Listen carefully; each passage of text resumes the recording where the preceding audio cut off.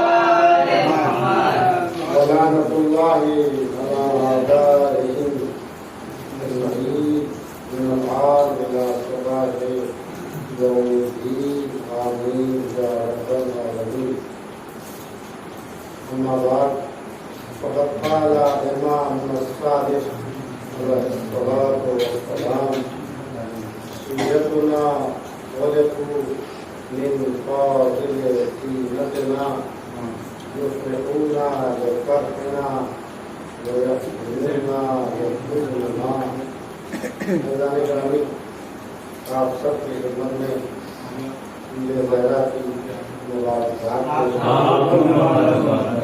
اور خدا سے دعا کرتے ہیں یہ ہمیں نصیب ہو اور ہم سب کو خالص شیعان اہل کردار اور مریدان اہل بیت میں شامل فرما اور تمام دشمنان اہل بیت کو ذلیل و رسوا فرما اور جہاں جہاں بھی دشمنان اہل بیت اور ان کے حمایتی پائے جاتے ہیں سب کو اللہ نیست و نابود فرما جہنم فرما۔ آپ کی عظمت کم نہیں، آپ جو یہ مجلسوں میں غم مناتے ہیں اہل بیت کے غم میں غمزدہ ہوتے ہیں اور اپنے اہل بیت رسول کی خوشی میں خوش ہوتے ہیں، اس کے سلسلے میں بھی امام کی بڑی ہی معتبر حدیث ہے۔ چھٹے امام جعفر صادق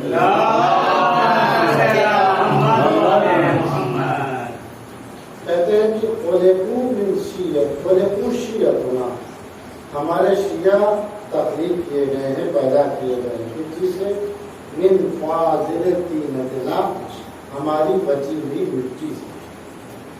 پھر امام فرماتے ہیں اسی لیے یفرحون لفرحنا، ہماری خوشی میں وہ خوشحال ہوتے ہیں، ویحزنون لحزننا، اور ہمارے غم میں غمزدہ ہوتے ہیں۔ یہ 2 مہینے 8 دن تک اہل بیت کے غم کا مسلسل سلسلہ جاری تھا، ہم ان کے غم میں غمزدہ تھے، لیکن جیسے ہی نویں ربیع الاول آئی ہم نے اہل بیت کی خوشی کا اظہار کرنا شروع کر دیا، ان کے دشمنوں پر لعنت بھیج دی اور ان کے دشمنوں سے اظہار بیزاری کرنا شروع کر دیا۔ اب یہ اظہار بیزاری بعض لوگوں کو ناگوار لگتی ہے۔ کیوں ناگوار لگتی ہے؟ کہتے ہیں کہ صاحب ذرا سا اپنے آپ کو سنبھال کر رکھنا چاہیے، ذرا سا اپنے آپ کو ان چیزوں سے بچا کر رکھنا چاہیے۔ کیوں بچا کر رکھنا چاہیے؟ اب وہ وقت نہیں رہا کہ اظہار بیزاری کی جائے، اب وہ زمانہ نہیں رہا کہ کسی سے نفرت کی جائے۔ اگر زمانہ نہیں رہا تو امام نے یہ کیوں فرمایا؟ کذبا، وہ شخص جھوٹا ہے کہ جو ہماری محبت کا دعویٰ کرتا ہو لیکن ہمارے دشمنوں سے نفرت نہ کرتا ہو۔ سوال پڑھے سچا چاہنے والا کون ہے؟ سچا چاہنے والا وہ ہے جو دوست کے دوست کو بھی دوست رکھتا ہو اور اپنے دوست کے دشمن سے دوستی نہ رکھتا ہو، بلکہ ہوتا یہ ہے کہ دوست کا دوست ہوتا ہے اور دشمن کا دشمن ہوتا ہے۔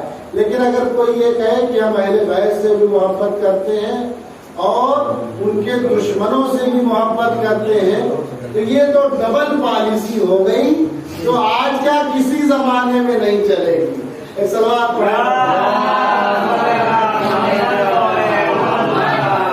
محبت خلوص چاہتی ہے، اگر محبت خالص ہے تب تو وہ قابل قبول ہے، لیکن اگر محبت ایسی ہو کہ قاتل بھی رضی اللہ مقتول بھی رضی اللہ. تو یہ کیسی محبت ہے؟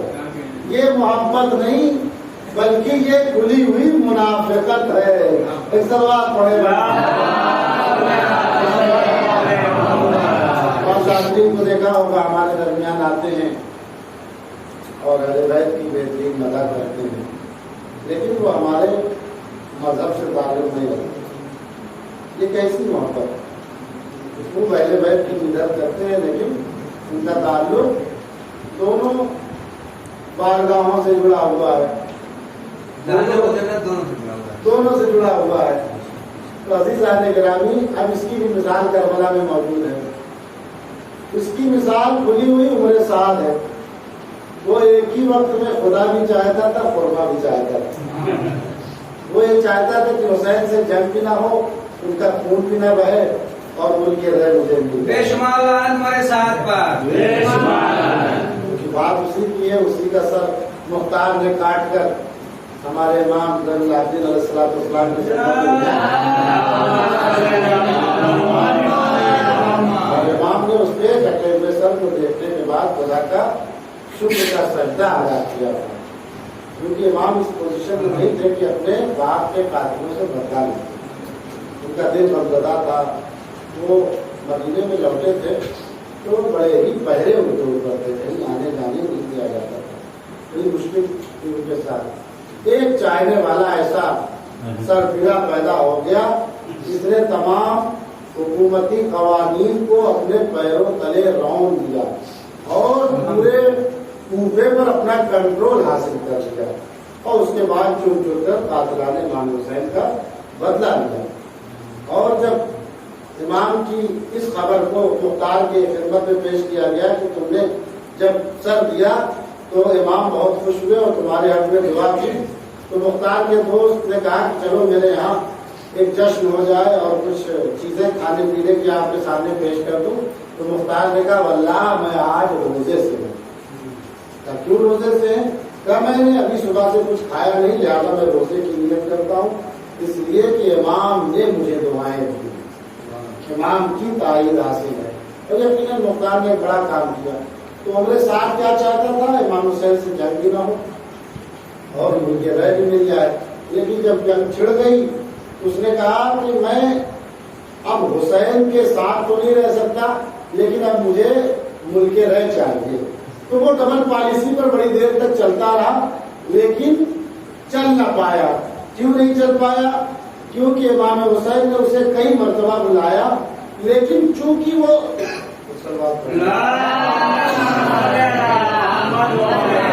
ڈبل مائنڈ ہو چکا تھا. ڈبل مائنڈ جو انسان ہو جاتا ہے وہ کسی نتیجے تک، صحیح نتیجے تک، کسی کا صحیح نتیجے تک نہیں پہنچ پاتا. 2 مرتبہ امام کی عمر سعد سے ملاقات ہوئی. ایک مرتبہ 7ویں محرم کو ملاقات ہوئی اور ایک مرتبہ شب عاشور 9ویں محرم کو ملاقات ہوئی. جب 9ویں محرم کی ملاقات ہوئی تو امام نے کہا میری طرف آ جائے. کب ملک رہے ہاتھ سے چلا جائے گا. امام نے کہا میرے پاس بہترین باغ ہے وہ دے دوں گا. کہنے لگا میرا گھر ویران کر دیا جائے گا. امام نے کہا اس سے بہتر گھر بنوا کے دوں گا. کہا میرے بال بچوں کو قتل کر دیا جائے گا. امام نے کہا میں انہیں پناہ دیتا ہوں. پھر کہنے لگا لیکن ملک رہے اس کی اہمیت زیادہ ہے میرے نزدیک.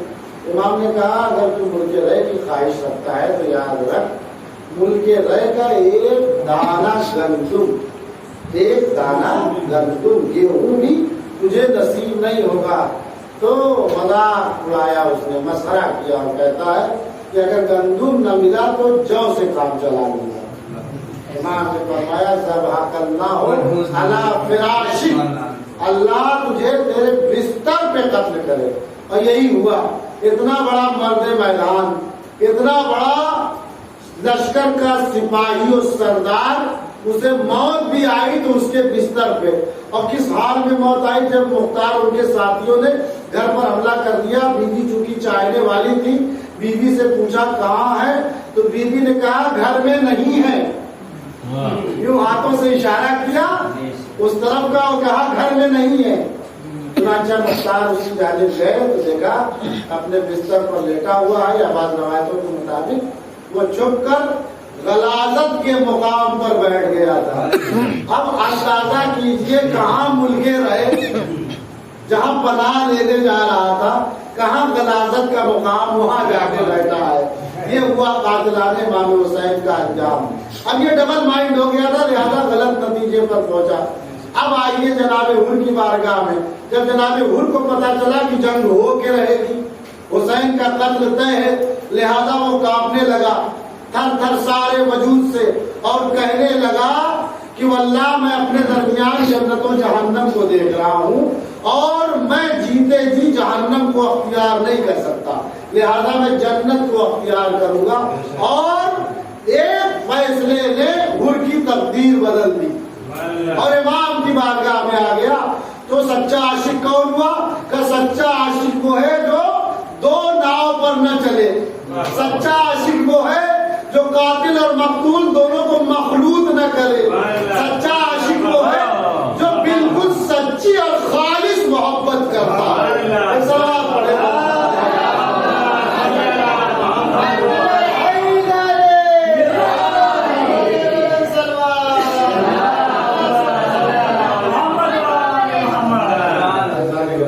یہ اس کی تاریخ. اب آئیے، کیونکہ امام نے فرمایا کہ ہمارے شیعہ ہماری خوشی میں خوش ہوتے ہیں اور یقیناً ہماری خوشی ایسی ہونی چاہیے کہ اس میں کوئی بھی بےہودہ کوئی نہ ہو. ہماری خوشی ایسی ہونی چاہیے کہ جس میں کسی قسم کا کوئی خرافات نہ ہو، بلکہ ہمارے مزاح میں بھی عبرت ہو. یعنی جب اہل بیت کا چاہنے والا کوئی مزاح کرتا ہے، کوئی دل لگی کی بات کرتا ہے یا کسی قسم کی تفریح کرتا ہے، تو اس میں بھی ہدایت کا ایک پہلو موجود ہوتا ہے. چنانچہ اہل بیت کے ایسے بہت سے ایسے سچے عاشق گزرے ہیں جنہوں نے اپنے اوپر بظاہر ہی دیوانگی تو طاری کر لی، لیکن اپنے وقت کے آخر ترین انسان تھے. اس میں ایک مثال سر فہرست حضرت وہب بہلول دانا، جو بڑی ہی مشہور شخصیت ہے، امام موسی کاظم علیہ السلام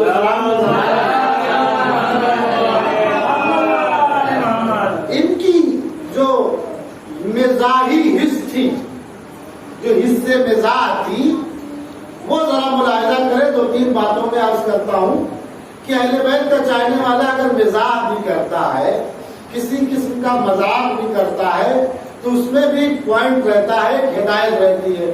چنانچہ آئے دربار میں، دیکھا کہ ہارون کی کرسی خالی ہے، صدر غائب ہے، لہذا وہ اسی تخت پر بڑی تیزی سے گئے اور جا کر بیٹھ گئے. جیسے ہی سپاہیوں نے دیکھا فوراً انہیں اتارا اور دو چار ہاتھ دے دیے. چنانچہ بہلول کنارے بیٹھ کر رونے لگے. اتنے میں ہارون آیا اور کہا بہلول صبح صبح دربار لگا ہے، ابھی ابھی میں دربار میں آ رہا ہوں، تمہارے گنجا کی آواز سن رہا ہوں، کیوں روتے ہو، کیا بات ہے؟ کہا ابھی میں تمہارے تخت پر صرف چند لمحوں کے لیے بیٹھ گیا تھا، انہوں نے مجھے اتارا اور مارا. کہا اتنی سی بات پر رو رہے ہو؟ کہا میں اتنی سی بات پر نہیں رو رہا ہوں اور خود پر نہیں رو رہا ہوں، بلکہ آپ پر رو رہا ہوں. کہا مجھ پر کیوں رو رہے ہو؟ کہا جب تھوڑی دیر کے لیے میں اس تخت پر بیٹھ گیا تو مجھے اتنی مار پڑی، تمہارے لیے رو رہا ہوں. تم پوری زندگی اس تخت پر بیٹھے، تمہارا کیا ہوگا؟ سلوات پڑھیں.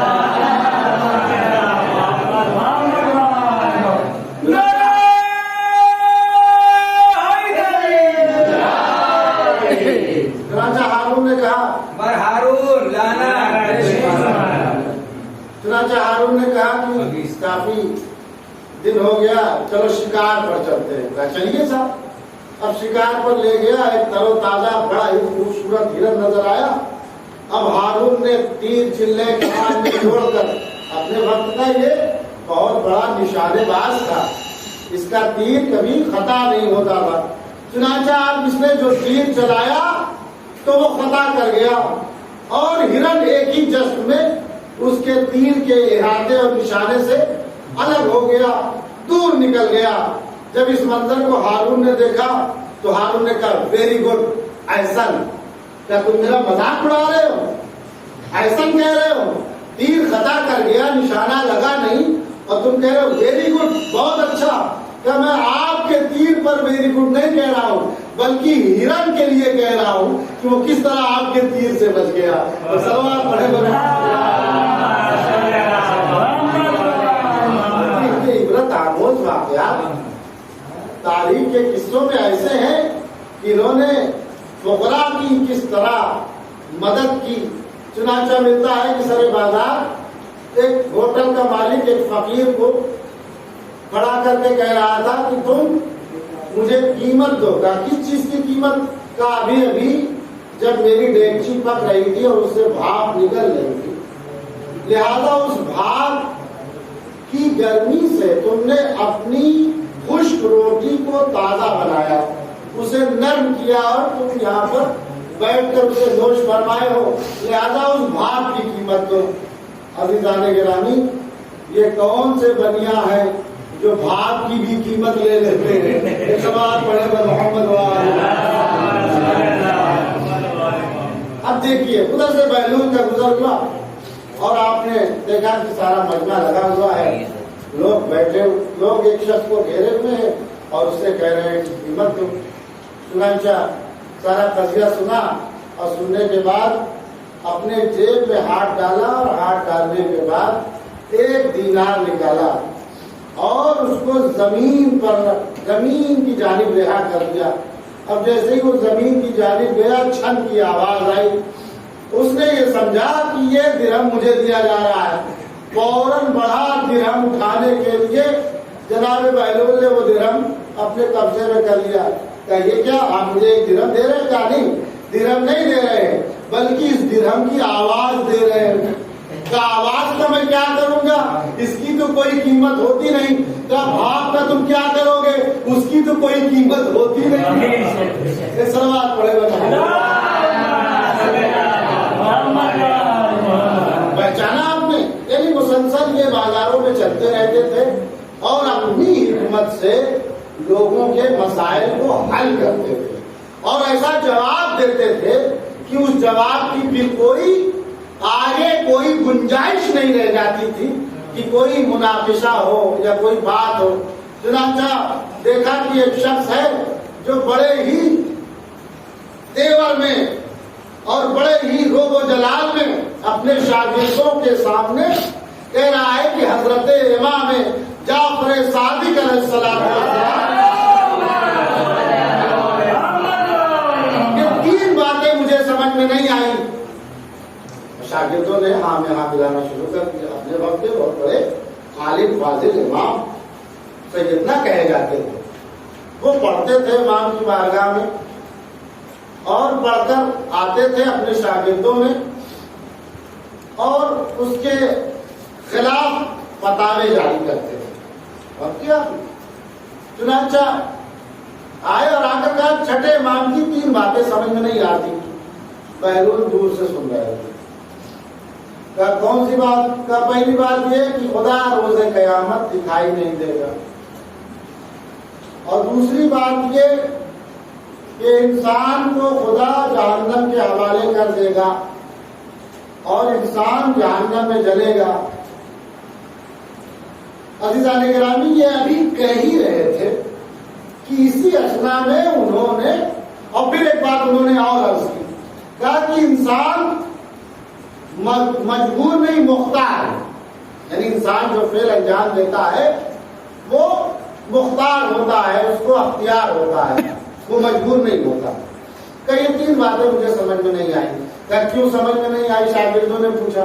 کہ اس لیے سمجھ میں نہیں آئی کہ جب خدا موجود ہے تو دکھائی کیوں نہیں دے گا، اور انسان کو تو خدا نے پیدا کیا ہے مشین کی صورت میں، لہذا وہ مجبور ہے. خدا جو کہتا ہے انسان وہ کرتا ہے. اور ہم چونکہ مٹی سے بنے ہیں لہذا آگ مٹی کو جلا نہیں پاتی، لہذا یہ انسان جب جہنم میں جائے گا تو جلے گا کیسے؟ کہیں کسی نے دیکھا ہے کہ آگ نے مٹی کو جلایا ہو؟ یہ ہو ہی نہیں سکتا. لہذا یہ 3 باتیں مجھے سمجھ میں نہیں آئی. اب دیکھیے یہ 3 بڑی گہری فلسفی بات ہے، عقیدے کی بات ہے، ایمان کی بات ہے. اب ایمان کی بات کو حضرت بہلول نے ایک ڈھیلے سے حل کر دیا. चुनाचा उठाया ढेला और दिया तान कर सीधा उनकी पेशानी पर लगा और जबरदस्त जख्म पैदा कर गया। हम लोगों ने कहा कौन किसने मारा था? बहलोल ने। पकड़ो उन्हें पकड़ा गया। पकड़ के सीधे अदालत में पेशी हो गई उनकी। अब जो अदालत में इनकी पेशी हुई तो उसे पूछा गया, बहलोल तुमने ये ढेला मारा है? कहा नहीं, मैंने ये ढेला नहीं मारा। कहा फिर किसने मारा? कहा हुजूर ही तो कह रहे थे कि इंसान मजबूर है, कोई भी काम खुद से नहीं कर सकता जब तक खुदा न करवाए। खुदा ने करवाया, मैंने किया, मैं मजबूर था ढेला मारने पर। कहा मुझे बहुत दर्द होता है, ऐसा ढेला मारा इन्होंने कि मुझे बहुत दर्द होता है। कहा कैसे दर्द होता है? जरा दर्द दिखाओ तो। कहा दर्द भी कोई दिखाने की चीज है? कहा जब दर्द है और दिख नहीं रहा है तो फिर ये बताओ खुदा है और दिखेगा नहीं, ये बात समझ में आई? कहा कि मैंने जो ढेला मारा था वो मिट्टी का था और तुम भी मिट्टी के बने हो। क्या मिट्टी को तकलीफ पहुंचा सकती है? मिट्टी को नुकसान पहुंचा सकती है? ये कहकर वो साबित कर दिया कि छठे इमाम जाफर सादिक अलैहिस्सलाम जो कुछ भी अर्ज किया बिल्कुल सही था। देखा आपने किस तरह एक मिट्टी के ढेले के जरिए उन्होंने तमाम मसाइल को हल कर दिया। तो निजाम भी हो गया, सारे कूफे ने देख भी लिया और बात भी पहुंच गई। चुनाचा आपने कहीं से एक सोने का सिक्का पा लिया, सोने का सिक्का आपके हाथ में आया, उसी से खेल रहे थे। क्योंकि पूरे मदीने में और पूरे कूफे में एक शोहरत हो गई थी कि आप पागल हैं, नादान है, बेवकूफ है, मजनून है। लिहाजा सोने का सिक्का, एक बड़ा व्यापारी किस्म का आदमी, उसने क्या किया, छोटे छोटे चंद सिक्के पीतल के, तांबे के इकट्ठा किए और आया बहलोल के पास। कहा बहलोल मेरे पास 12 सिक्के हैं और तुम्हारे पास एक सिक्का है, क्या ऐसा नहीं हो सकता? वो एक सिक्का मुझे दे दो और 12 सिक्का खुद रख लो। कहा क्यों नहीं हो सकता? बिल्कुल हो सकता है। कहा दिलाओ दो। कहा मेरी एक शर्त है। कहा क्या? कहा तुम 30 मरतबा अपनी जबान से गधे की आवाज निकालो। अब चुनाचा एक सोने के सिक्के के लालच में उस आदमी ने 30 मरतबा अपनी जबान से उस हैवान की आवाज निकाली। क्या इतना आहिस्ता नहीं, जरा जोर से, सारा बाजार सुने। चुनाचा वो बड़ी जोर से आवाज निकालना शुरू कर दिया। जब 30 मरतबा उन्होंने आवाज निकाल ली, कहा दो। कहा नहीं दूंगा। काफी तो कहा था कि आवाज निकालो तो मैं ये सिक्का दूंगा। कहा इसी आवाज से तो साबित करना चाह रहा हूँ। कहा क्या? कहा जब तुम गधे होकर ये समझ सकते हो कि मेरे हाथों में सोने का सिक्का है तो क्या मैं नहीं समझ सकता? ये सवाल बड़े भगवान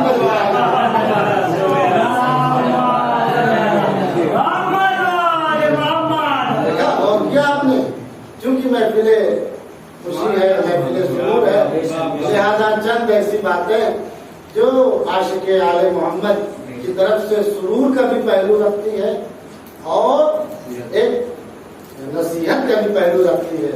आप अपने घर के दरवाजे पर बैठे हैं, इसी असना में आपका एक कदीमी दोस्त, दीरीना यार और साथी गुजर रहा था और उसके साथ गंदम की बड़ी ढेर सारी थैलियां थी और उन्हीं के दरवाजे पर जवाब दे गया उनका खच्चर, बैठ गया। तो कहा बहलूल तुम अपना खच्चर मुझे दे दो, लिहाजा मैं अपना ये वो बार और बोझ अपने घर तक पहुंचा।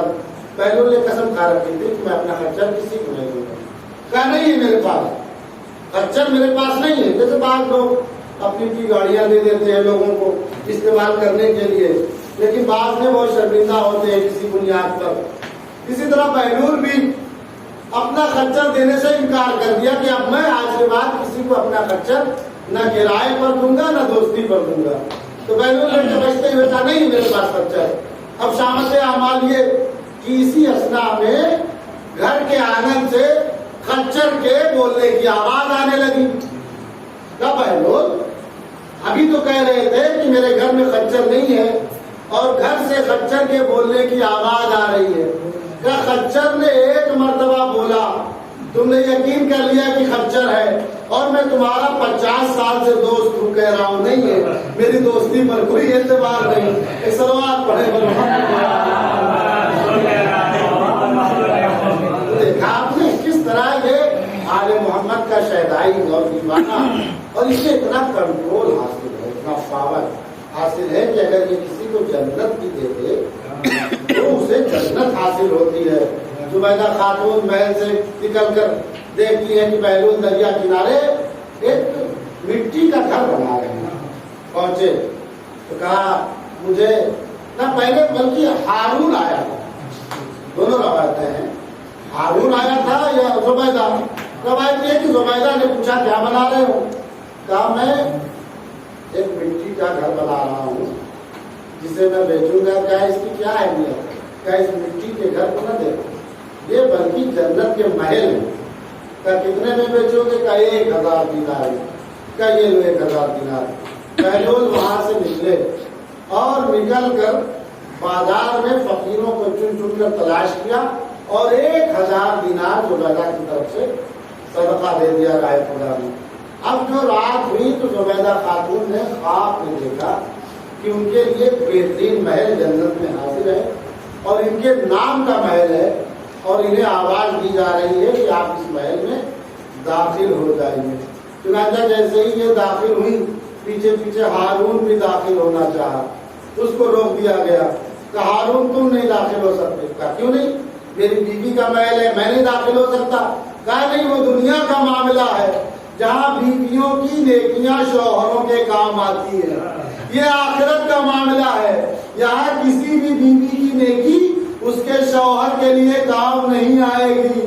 یہ اللہ نے اعلان کر دیا کہ بیوی کے اعمال اس کے ساتھ, شوہر کے اعمال اس کے ساتھ.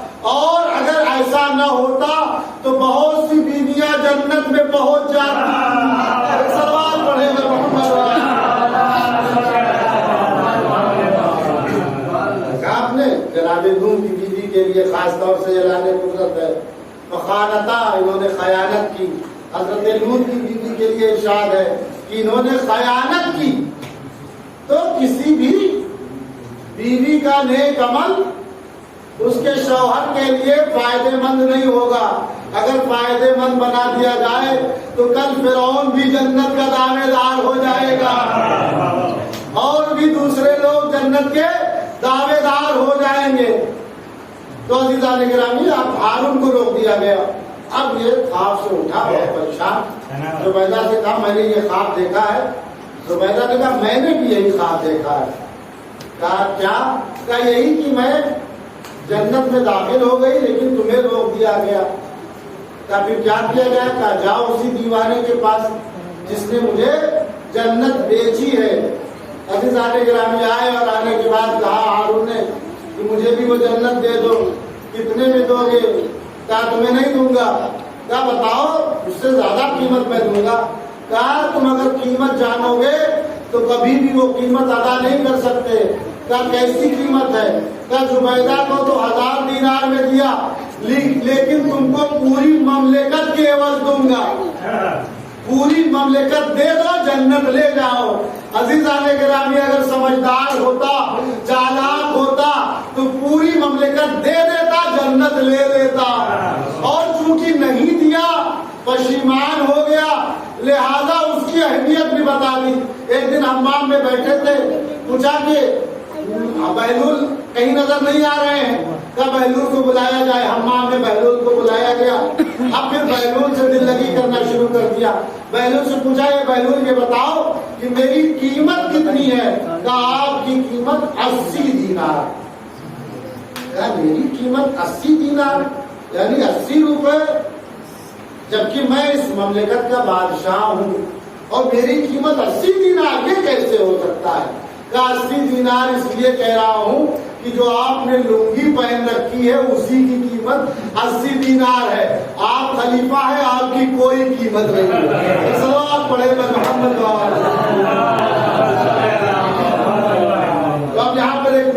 پوائنٹ کیجئے، ایک پوائنٹ نوٹ کیجئے کہ جب ایک دیوانے آل محمد کے نزدیک محمد کے نزدیک ایک خود ساختہ خلیفہ کی کوئی اہمیت نہیں ہے، تو آل محمد کے نزدیک کیا اہمیت ہے؟ صلوات پڑھے محمد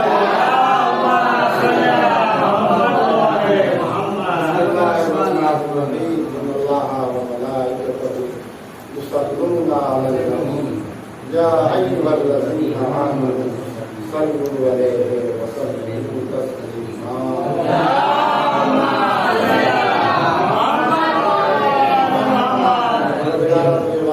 محمد محمد کا جہاں جہاں بھی شیعہ حیدرآباد ہیں ان کو اہل بیت کی محبت اور ولایت پر باقی و جاری فرما۔ جہاں جہاں بھی نسل شیعہ حیدرآباد آمدہ ہیں ان کو دین کی حفاظت فرما، ان کے ایمان کی حفاظت فرما، ان کے محبت و ولایت کی حفاظت فرما۔ پروردگار عطا قیام قیامت اس عظیم نعمت عشق حیدر کرار، عشق اہل بیت ہماری نسلوں میں تا قیام قیامت جاری و ساری فرما۔ پروردگارا ہم سب کے دلوں میں اہل بیت کی محبت کو باقی فرما۔ پروردگارا ہم سب کو اہل بیت سے عشق اور ان کے اعمال اور ان کے بہترین کارناموں کی تقلید کی توفیق عنایت فرما۔ اہل بیت کی پیروی کی توفیق عنایت فرما۔ اہل بیت کو ہم سے راضی و خوشنود فرما، دشمنان اہل بیت کو نیست و نابود فرما۔ پروردگارا جہاں جہاں بھی مومنین و مومنات ہیں ان کی جان مال عزت آبرو کی حفاظت فرما، اور اس جشن کے وارث، اس خوشی کے وارث، اس اسلام کے وارث، اہل بیت کے خون کے وارث حضرت امام زمانہ کے ظہور میں تعلیم فرما۔ ہم سب کو ان کے آواز و انصار میں شمار فرما۔ ربنا تقبل منا انک انت السمیع الدعاء، اللہم صلی اللہ